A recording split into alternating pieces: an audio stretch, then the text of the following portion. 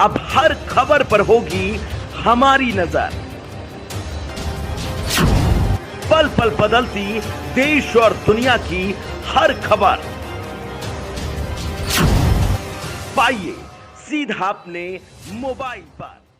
नमस्कार, मैं अमित कश्यप और आप देख रहे हैं हंगामा टाइम्स। तमाम उत्तर प्रदेश की बड़ी खबरों को देखने के लिए अब वन स्टॉप हंगामा टाइम्स को सब्सक्राइब करें, बेल आइकन दबा लें ताकि सबसे पहले ताज़ा अपडेट पहुंचे आपके पास।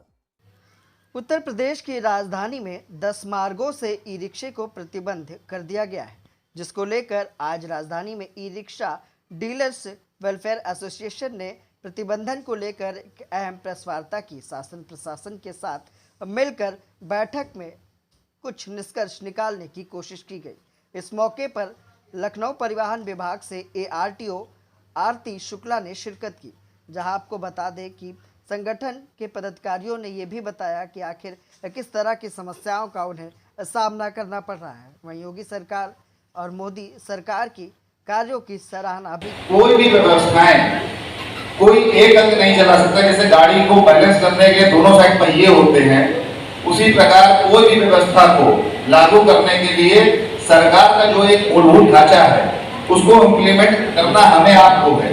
और चूंकि यहाँ पर बुद्धिजीवी लोग बैठे हैं जो कि अपने अपने क्षेत्र में प्रतिनिधित्व करते हैं, तो एक आम जनता को, एक जनमानस को जागरूक करते हुए हमको चीजों को आगे ले जाना है ताकि सकारात्मक परिणाम आ सके। यहाँ बहुत से लोग बैठे होंगे जिनको मालूम होगा कि अभी जल्दी में ही माननीय प्रधानमंत्री जी का आगमन हुआ था लखनऊ में, और उत्तर प्रदेश को पूरे देश में नंबर 1 बनाने के लिए, परिकल्पना का स्वप्न साकार करने के लिए माननीय योगी जी के साथ, मुख्यमंत्री जी के साथ एक योजना पे आधारभूत कार्य क्रियान्वित करने के लिए एक योजना बनाई गई। मैं 3 दिन से लगातार बैठकों में हूँ, कभी जिलाधिकारी महोदय के साथ, कभी कमिश्नर के साथ, अभी भी 2 बैठकें करके आ रहा हूँ। पश्चिम क्षेत्र के जितने भी, आपने देखा होगा कि लखनऊ वाकई में राजधानी है, उसके बाद भी उत्तर प्रदेश की राजधानी में 10 मार्गों को ई रिक्शा प्रतिबंधित कर दिया गया है, जिसको लेकर आज राजधानी लखनऊ में ई रिक्शा डीलर्स एसोसिएशन ने एक बैठक की है और कहीं न कहीं परिवहन विभाग, ट्रैफिक पुलिस, इनके साथ तालमेल बैठाने की कोशिश की। हमारे साथ अध्यक्ष ऋषि जी है। ऋषि जी, क्या निष्कर्ष निकला? ARTO मैडम भी आई, उन्होंने क्या बताया, किस तरह का निष्कर्ष निकल पाया, समस्या क्या आ रही है? देखिए, सबसे पहले समझने की जरूरत है कि भारत सरकार ने ई रिक्शा क्यों लॉन्च किया, उसकी आखिर कहाँ जरूरत थी। भारत सरकार और हमारी प्रदेश सरकार दोनों ने ही ई रिक्शा को कई तरह के प्रोत्साहन दिए हुए हैं। जैसे कि भारत सरकार ने लिथियम आयन बैटरी पर सब्सिडी दी हुई है। राज्य सरकार ने कुछ साल पहले सभी बड़े छोटे ई रिक्शा मैन्युफैक्चरर्स को प्रदेश में निमंत्रित किया था कि यहाँ पर आइए, अपने मैन्युफैक्चरिंग प्लांट लगाइए, जिससे लोगों को रोजगार मिलेगा। और उस प्लांट से जो रिक्शा निकल के जो यूपी का आदमी खरीदेगा, जो जिससे रोजगार मिलेगा, उसको RTO के रोड टैक्स में 75% की छूट दी जाएगी। तो इतना सा प्रोत्साहन मिलने के बाद जब ई रिक्शा चलने लगा, और ई रिक्शा की आज जो तादाद की बात की जा रही है, लखनऊ शहर में लगभग 31,000 ई रिक्शा रजिस्टर्ड हैं। हाँ, काफ़ी बढ़ गए ये तो दिख रहा है, लेकिन आप ये समझिए कि ये आए कहाँ से। देखिए, इसमें से बहुत सारे जो पैडल रिक्शा वाले थे वो कन्वर्ट हुए हैं, बहुत सारे जो धुएं वाले और डीजल वाले जो टेम्पो वाले थे उन्होंने ई रिक्शा लिया। योजना को कहीं ना कहीं केंद्र सरकार ने तो बढ़ाने का काम किया था। बिल्कुल बिल्कुल, केंद्र सरकार ने इसको बढ़ाने का काम किया था। और आज जो इसको जाम का कारण बताकर इसके 11 रूट लखनऊ के बैन कर दिए गए हैं। तो हमारा कहना है कि बैन करना किसी भी समस्या का समाधान नहीं है। मैं मानता हूं कि ई रिक्शा जाम का कारण बनते हैं कहीं ना कहीं, लेकिन क्या सिर्फ ई रिक्शा जिम्मेदार है? क्या मैं बड़ा संक्षेप में बिंदुवार जानना चाहूँगा कि 10 जब मार्गों पर जो प्रतिबंधित किया गया, उससे समस्या किस तरह की आ रही है? देखिए, सबसे पहला समस्या है कि जो हजारों रोजगार जिससे मिल रहा था लोगों को, जो सड़क पर चलकर दिन भर में आदमी कमाता है, अपने घर ले जाता है, अपनी दाल रोटी चलाता है, और उसी से EMI भी देता है। आज लगभग 70% रिक्शा EMI पे चल रहा है। हम डीलर बंधुओं की रोजी रोटी उसी से जुड़ी है। Manufacturer, battery, e rickshaw parts, charger वाले सब उससे जुड़े हुए हैं। तो बेसिकली ये सारे के सारे जो पूरा एक आज ई रिक्शा इंडस्ट्री का रूप ले चुका है। और इसका जो समाधान है, मैं सिर्फ 4 बिंदुओं में समाधान रखूंगा। पहला समाधान सबसे पहला ये कि 31,000 ई रिक्शा के अलावा 12,000 के लगभग जो non ICAT e rickshaw चल रहा है, जो जर्जर कंडीशन में चल रहा है, जिनके पास कोई नंबर नहीं है, कोई रजिस्ट्रेशन नहीं है, उनको क्यों नहीं हटाया जाता सड़क से? उनको आप समाप्त कर दिए, सड़क खाली हो जाएगी। इसके अलावा बहुत बड़ा प्रतिशत, लगभग शायद 30 से 35% ऐसा होगा सड़क का जिनके पास में इंश्योरेंस रिन्यूअल नहीं है, रोड टैक्स का रिन्यूअल नहीं है, सरकार को राजस्व की हानि हो रही है। आप उनको हटाइए, उनको हटाएंगे सड़क खाली नहीं होगी क्या?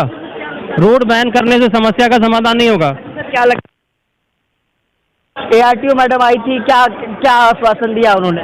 ARTO मैडम से बात हुई है, इन्होंने कुछ समाधान निकालने की बात की है। इसके अलावा हमारी DCP श्री शाह की जी है, DCP ट्रैफिक हैं जो सुभाष चंद्र शाह जी, उनसे भी मुलाकात हुई थी। अनफॉर्चुनेटली आज वो आ नहीं पाए, मुख्यमंत्री के कुछ कार्यक्रम में व्यस्तता के वजह से। उन्होंने भी कहा था कि कुछ ऐसा समाधान निकालेंगे जिसमें जो व्यस्ततम आवर्स हैं, व्यस्ततम घंटे हैं, उन पर प्रतिबंधित कर दिया जाए, बाकी समय चलने दिया जाए। ये एक समाधान हो सकता है। मतलब लगता है कि कुछ हो पाएगा? लगता है हो पाएगा, लेकिन जो सबसे पहला जो कदम उठाना चाहिए सरकार को, ये ई रिक्शा जो 11 रूट बैन है उनको तो तुरंत प्रभाव से, तत्काल प्रभाव से हटाना चाहिए, क्योंकि ये रोज कमाने और रोज खाने वाले लोग हैं। प्रतिबंध नहीं करना चाहिए, इनके सरकार को दूसरा पक्ष देखना चाहिए। सिर्फ VIP रूट क्यों बैन है? आप समझिए, सिर्फ मेट्रो वाला रूट क्यों बैन है, सिर्फ VIP रूट क्यों बैन है? क्या बाकी शहर में जाम की समस्या नहीं है? तो प्रशासन के साथ हम कदम से कदम मिलाकर, कंधे से कंधा मिलाकर खड़े हैं।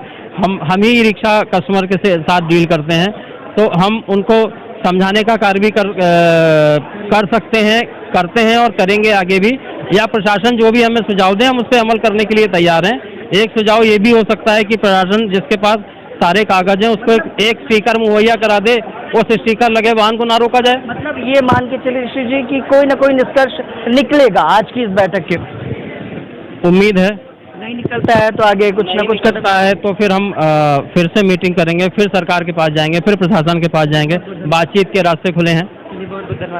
तो ये थे हमारे साथ अध्यक्ष ऋषि जी, जिन्होंने साफ तौर पर कहा कि 10 मार्गों पर जो प्रतिबंध लगाए गए हैं, जिससे गुजर बसर होता है, जिससे रोजी रोटी ई रिक्शा चालक की चलती थी, उसको प्रतिबंधित करना कहीं ना कहीं एक गलत कदम है। लेकिन कहीं ना कहीं जाम से निपटने के लिए जो डीलर्स एसोसिएशन ने एक बैठक कर दिए गए हैं, फोर व्हीलर वगैरह जो बंद कर दिए गए, बैटरी रिक्शा बंद कर दिए गए, इसके लिए जो उन्होंने सुझाव रखे उससे कितना आप लोग कार्य करेंगे और किस तरह से चालू करेंगे?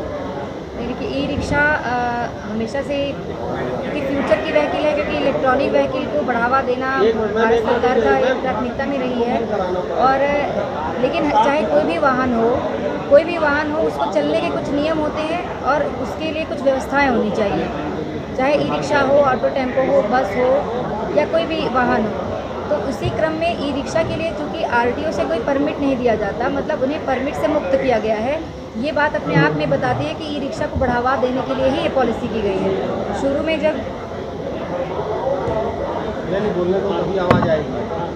जब पॉलिसी आई थी ई रिक्शा की, तो इन्हें परमिट दिया गया था, लेकिन फिर 1 साल बाद इन्हें परमिट से मुक्त कर दिया गया। इसका मतलब था कि ये कहीं भी चल सकते हैं। लेकिन इसी के साथ ये चीज़ भी जुड़ी थी कि पुलिस प्रशासन की तरफ से अगर किसी भी शहर में लगता है कि ट्रैफिक की वजह से या किसी भी वजह से जाम लग रहा है, तो वो वहाँ पर ई रिक्शा को प्रतिबंधित कर सकते हैं। तो चूँकि परमिट से इन्हें मुक्त किया गया है, इसलिए हम ना तो इनका कोई स्टैंड बना सकते हैं, हम इन्हें ये नहीं बता सकते कि आप इस रूट से इस रूट पे चलो, आप कहीं भी चलो, लेकिन कहाँ कहाँ नहीं चलना है आपको, कुछ सिलेक्टेड जो है जैसे कि 11 मार्गों पर वहाँ प्रतिबंधित किया गया है। और जो वाहन है उनके लिए अलग अलग नियम है, उनको अलग तरीके से प्रतिबंधित किया जा रहा है।